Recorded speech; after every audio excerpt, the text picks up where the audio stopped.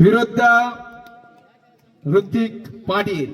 पुढच्या वर्षी नक्कीच प्रमोशन होईल आणि कर्णधार पदाची धुरा दीपेश पाटील वर देईल अशीच मला सूत्रांकडून माहिती मिळाली। धन्यवाद। तर घेऊन बोलतोय या स्पर्धेचा महामुकाबला मगर पाटील नवेगाव पेन यांच्या स्मरणार्थ कुमारी ध्रुवी आणि सावी निर्णय पाटील नवेगाव यांच्याकडून 1000 रुपयाचं पारितोषिक निश्चितच दिलं जातील। ते अर्थातच जय हनुमान उचेडे संघासाठी ऑफर आहे। निर्णय पाटील लाईव्हच्या माध्यमातून सामना पाहत आहेत। स्वागत आहे। तर पहिली चढाई अस्तित्वाची लढाई करेल सुयोग गायकर हे नाव। मैदानात घणाघाती हल्ला आता मात्र चढवला जाईल। सुरुवात छान आहे, वातावरण प्रसन्न झालंय। अरे या माती तुलापूरची झाली पावन तुझ्या रक्ताड, ते साकल दंड झाले थंड तुझ्या स्पर्शानं। पाऊल शौर्य तुझ्या पुढे मृत्यूही नतमस्तक झाला। स्वराज्याच्या मातीसाठी माझा शंभूराजा अमर झाला। तर या महाराष्ट्राच्या मातीत हा कबड्डीचा रांगणा खेळ पाहत असताना मैदानाकडे घेऊन जातोय। रसिकांनी भरलेलं मैदान सामना करेल जयेश गावण। पहिल्या चढाई जयेश गावण याला मात्र तिला धक्का मिळेल तो जयेश गावणच्या स्वरूपात अलंकार।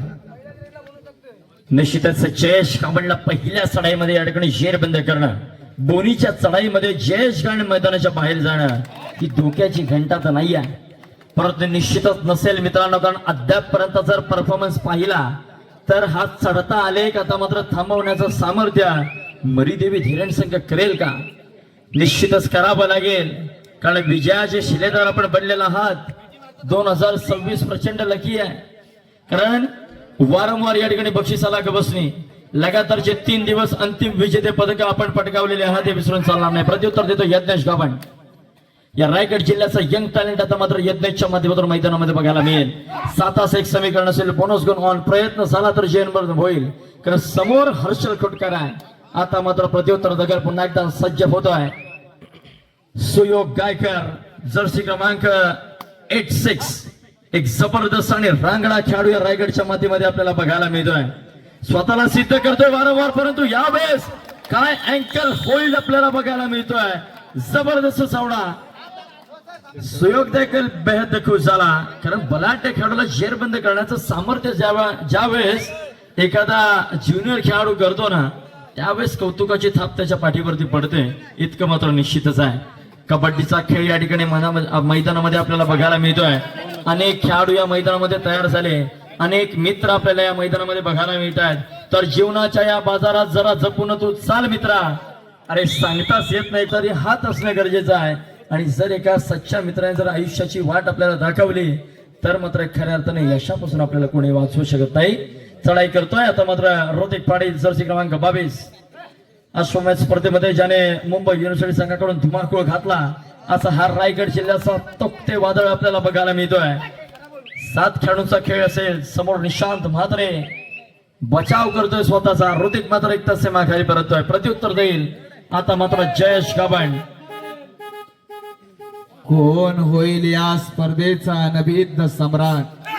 जयेश गावणची वादली खेळी आणि हल्ला चढवलाय, 2 गुण निश्चितच मिळतील। मैदाना बाहेर जात अतिशय वसूल आता झाल्याशिवाय राहणार नाही। विराट वादळ हेलकावू दे याच मैदानावर, मोठा धमाका, रफ्तार का बादशाह जयेश गावण तर दुसरीकडे ऋतिक पाटील। आकाश कोंडिलकर याच्यावर हमला चढवलाय, आकाश कोंडिलकर याने हमला चढवलाय तो अर्थात निशांत म्हात्रेवर। एक मोठा आणि महागडा खेळाडू मैदानाच्या बाहेर होतोय, म्हणतो संजीव थांबणं आता हे सांगणं कठीण जाईल। चढाईसाठी जयेश गावण पुरस्कार अलंकार। पुन्हा एकदा जयेश आपल्याला या ठिकाणी बघायला मिळतो। आता मात्र डीप रेड इन लाईन पर्यंत क्षेत्ररक्षक घेऊन जातो, यावेळेस मात्र निसटलाय जबरदस्त पलटी। व्हॉट अ वंडरफुल स्टेप आपल्याला बघायला मिळते। मध्ये विशेष रसिक वर्ग आहे जयेश गावणचा, हे विसरून चालणार नाही। प्रत्युत्तर देतो आता मात्र मैदानात चमकलाय, काय खेळी करतोय तुफानी दमाचा आणि त्याच वेगाचा हा खेळाडू आहे. एक्सप्रेस मैदानाच्या बाहेर ऋतिक पाटील मैदानाच्या बाहेर हर्षल कुटकर आहे. बघूया आता काय मात्र खेळी करेल. बुचक्यात पडतोय निश्चितच मरिदेवीचा निसटलाय. काय ताकद आहे, बोट पॉवर. वादली केली टाळ्यांचा गजर. 5 गुण मिळतील.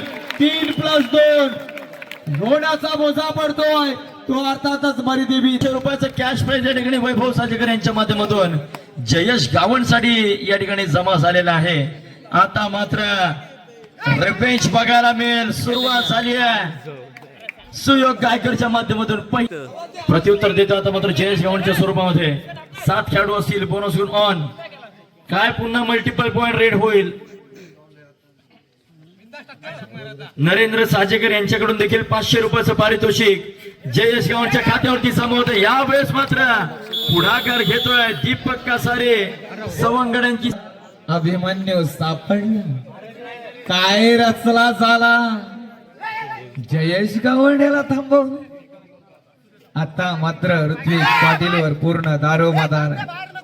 10-6 4 गुणांची नाम मात्र आघाडी. आता मात्र संजीवनी घेऊन यावं लागेल. तर अतिशय महत्वाचे मोहरे मैदानाच्या बाहेर आहे. स्वतःला झोकून द्यावं लागेल यज्ञेशला, कारण निशांत म्हात्रे मैदानाच्या बाहेर आहे. जयेश गावण मैदानाच्या बाहेर आहे. काहीशा क्रिटिकल कंडिशन या ठिकाणी क्रिटिकल सिच्युएशन तयार होतीये मैदानामध्ये आपल्याला बघायला मिळते. बुचक्यात पडू द्यायचं नसेल संघाला तर मात्र काहीतरी करून दाखवावं लागेल. जुनून हौसला बाकी रखना होगा. अगर इस मैदान में झुंड को रोकना है तो जरूर कुछ कर दिखाना होगा. निश्चितच वादळाला जर थांबवायचं असेल तर मात्र काहीतरी करामत करून दाखवावी लागेल. ऐकण्याची मजा आली. मी अलंकार मनवी आणि श्री डाकी सर यांना विनंती करतो, आपण मैदानाच्या मध्ये जाऊन आपला या ठिकाणी सन्मान करण्यात येणार आहे.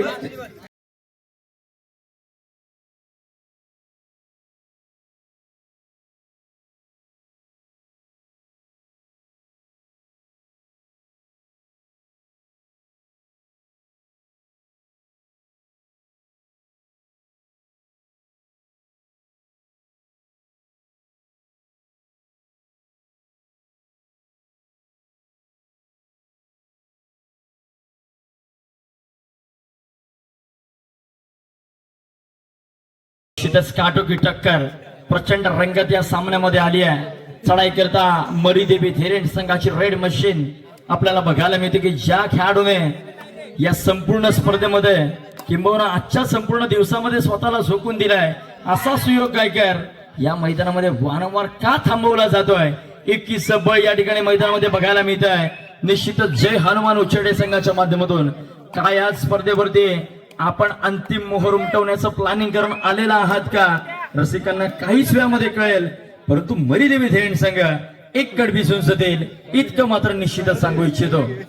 कारण या रायगड जिल्ह्याचे टॉपचे हत्यार म्हटलं तर वावगं ठरणार नाही या मरिदेवी थेरेंट संघाकडे आहेत. सुयोग गायकर, प्रतीक बैलमारे, दीपक कासारे, हर्षल खुटकर, आकाश कोंडिलकर, ऋतिक पाटील. शेवटची 5 मिनिटं आणि 5 गुणांची आघाडी असेल ती निश्चितच जय हनुमान उच्चडे संघाकडे. पुन्हा एकदा प्रयत्न करेल. प्रत्युत्तर दाखल सज्ज झालाय सुयोग गायकर आपल्याला बघायला मिळतोय. 6चा डिफेन्स असेल. बोनस गुण ऑन. डीप रेडची प्रतीक्षा असेल. बघूया कितपत प्रयत्न करतोय. स्वतःला झोकून देतोय वारंवार. निशांत वरती निशाणा साधला जातोय. यावेळेस मात्र यशस्वी बोनस. जबरदस्त वेग.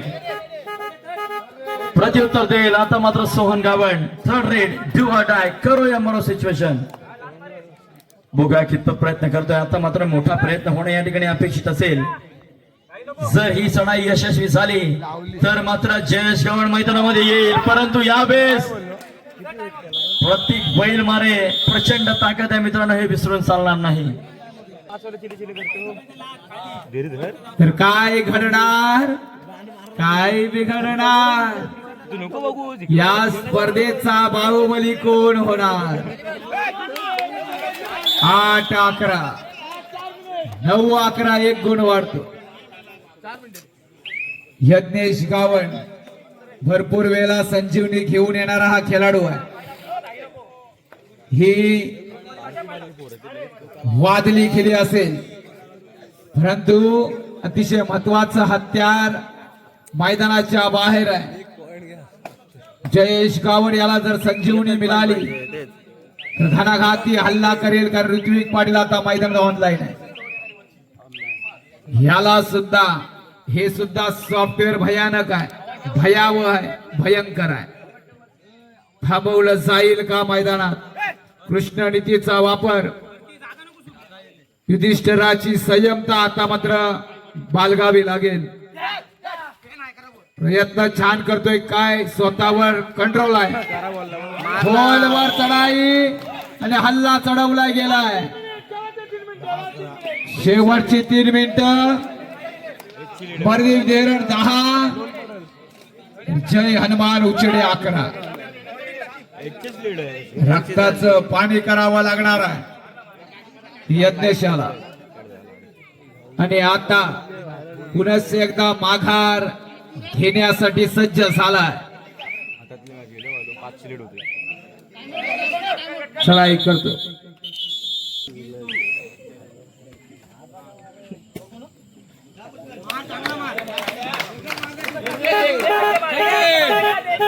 तुफानी दमा आज सुयोग गायकरनी मैदान गाजवलंय. परंतु बघूया आता मात्र दीपक कासारे समोर उभा ठाकला आणि यज्ञाचा लागू नका. हा सुशांत वाघ मैदानाच्या बाहेर आता ऍक्टिव्ह होईल. जर ही पकड झाली तर मात्र एक तगडा कमबॅक आपल्याला बघायला मिळेल. या वेळेस मात्र प्रचंड वेग आपल्याला बघायला मिळतोय. सच्चाईचा खेळ या ठिकाणी ऋतिक पाटीलच्या माध्यमातून या वेळेस त्या गायब अशी परिस्थिती झाली. परंतु आता मात्र हा नंबर खोलवर चढायचा आणि यशस्वी चढाई, बोनस प्लस पॉइंट. आणि जयेश गावड मैदानात ऑनलाईन. हा सामना रंगेल आता.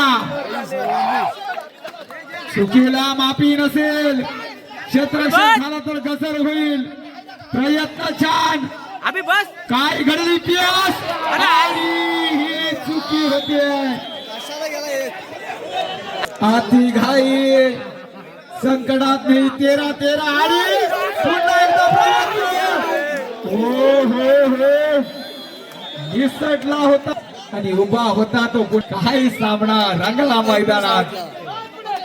शेवटचा बीड बाकी. 16-13 जयेश गावडवर प्रत्येकाचं लक्ष असेल.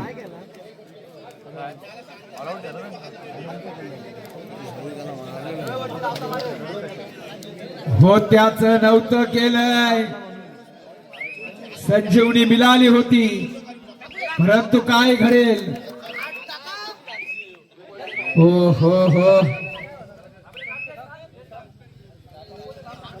मैदान गाजेल. 16-13 13-16 आणि या स्पर्धेवर अधिराज्य गाजवतोय हरिदेवी देरण. या महिन्यातील 4थी फायनल